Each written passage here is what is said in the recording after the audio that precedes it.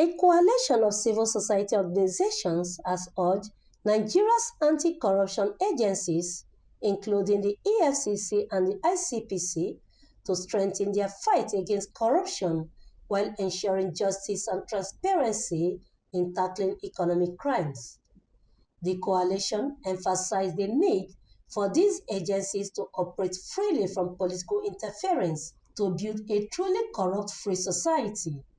Speaking at a press conference in Abuja on October 16, 2024, the group raises alarm over the rising tide of financial crimes crippling the nation's economy. They insisted that the fight against corruption must be relentless and unwavering. The coalition also condemned several state governors for undermining the financial autonomy of local government councils, despite a Supreme Court ruling affirming their independence.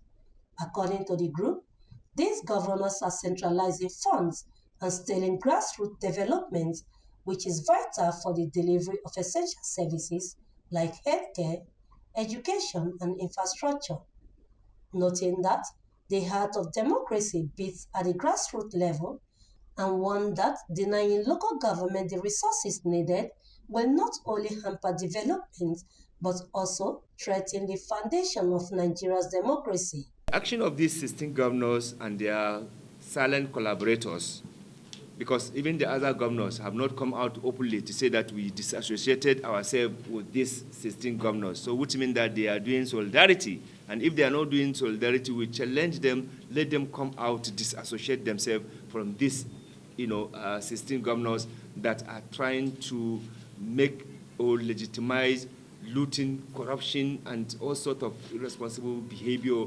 financial recklessness in their state, because that's the implication, that's the interpretation of what they seek to do. And the question is that on whose mandate? Who gave them that mandate?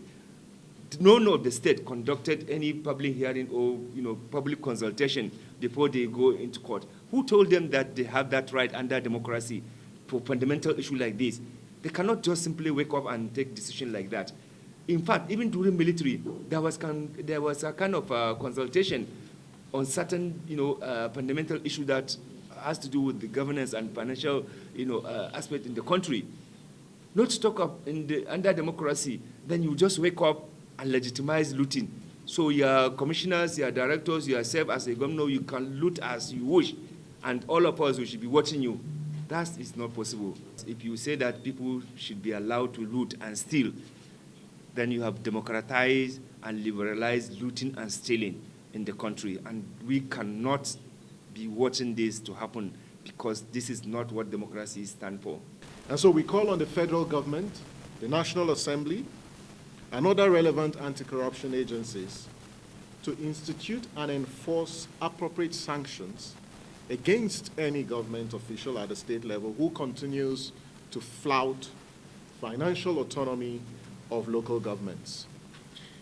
In the same vein, we also call for increased oversight by the Financial Intelligence Unit to continue its oversight of the funds that are appropriated and deployed to local governments to ensure strict adherence to the ruling of the Supreme Court. Similarly, we also call for enhanced public accountability, that the monies that go to local governments are monies for the Nigerian people who are the local governments. And that money is your money, and you should have interest in following the money and ensuring that whatever the money is appropriated for is used to address the social conditions of people at the local government level. The group called for immediate enforcement of the Supreme Court ruling and sanctions for governors who defy the law. They also demanded stronger political accountability in managing local government funds to ensure progress and transparency at all levels. Vincent Okushi, QTV News, Nigeria.